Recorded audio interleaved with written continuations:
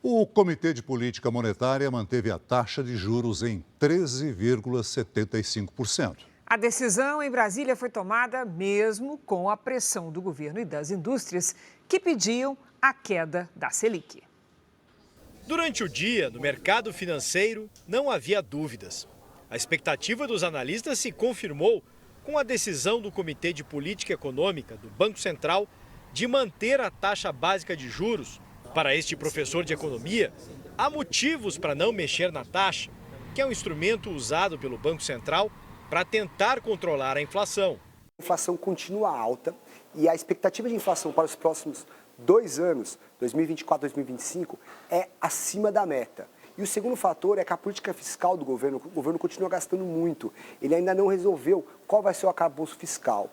A taxa de juros está no mesmo patamar desde o início de agosto do ano passado. Foi mantida pela 5ª vez seguida. A decisão de hoje mostra que o Banco Central não cedeu à pressão do governo. As primeiras críticas diretas à taxa de juros foram feitas dias depois de Lula assumir a presidência. De lá para cá, o presidente falou pelo menos mais 4 vezes contra a taxa de juros. Hoje mesmo, o ministro-chefe da Casa Civil, em reunião com jornalistas, renovou as críticas sobre a atuação do presidente do Banco Central.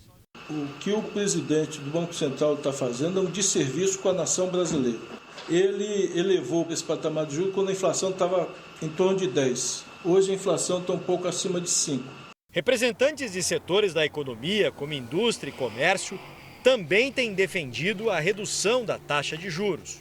A expectativa do governo e do mercado agora é pela divulgação da ata da reunião do Comitê de Política Monetária.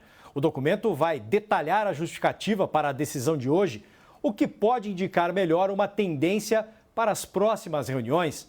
Se o Banco Central já vê a possibilidade de começar logo uma redução na taxa de juros. O Brasil precisa de juros mais baixos para crescer, não só famílias, como empresas também. Esse caminho ele é construído com um controle de inflação. Um país com juros mais baixos, ele tem condição de financiar o empreendedor, ele tem condição de financiar as empresas e novos projetos. Essas empresas, por sua vez, contratam mais. Também nesta quarta-feira, o Banco Central norte-americano elevou o intervalo da taxa de juros em 0,25 ponto percentual. Assim, os juros flutuam entre 4,75% e 5% ao ano. Ao contrário do Brasil, nos Estados Unidos a taxa básica não é fixa. O presidente do Banco Central americano afirmou que a iniciativa procura balancear 2 problemas diferentes: o combate à inflação e as dúvidas sobre o setor financeiro, depois da quebra de 2 bancos. A taxa Selic também é o tema do episódio de hoje do podcast JR 15 Minutos.